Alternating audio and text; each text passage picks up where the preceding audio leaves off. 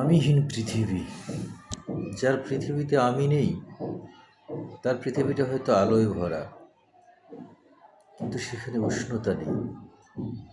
সেখানে হাসি আছে, কিন্তু গভীরতা নেই।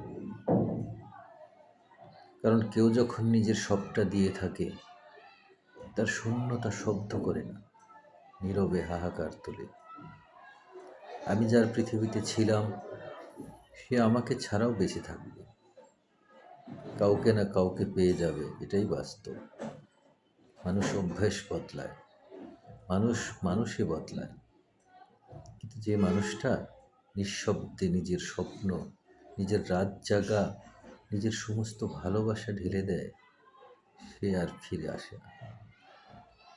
আমি কাউকে দোষ দিই না, কারণ ভালোবাসা ছিল আমার শক্তি, আর সেই শক্তি আমাকে ভেঙেছে।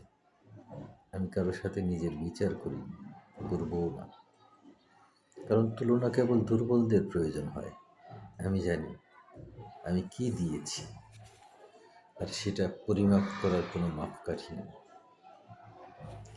কিছু মানুষ থাকে যারা কারো পৃথিবীতে তারা হয়ে জ্বলে না, তারা হয়ে পড়ে। আমি তেমনই ছিলাম। আলো দিতে গিয়ে নিজেকে পুড়িয়েছি,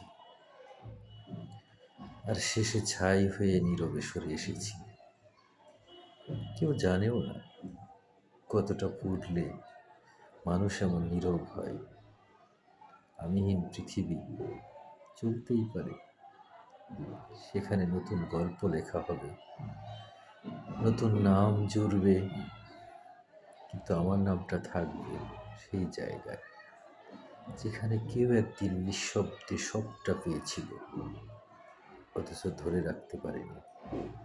আজ আমি একা, কিন্তু শূন্য নই।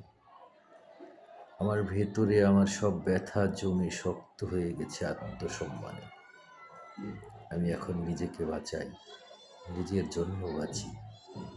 আমি আর কারো হতে চাই না, আমি আর কারো মতো হতে চাই না।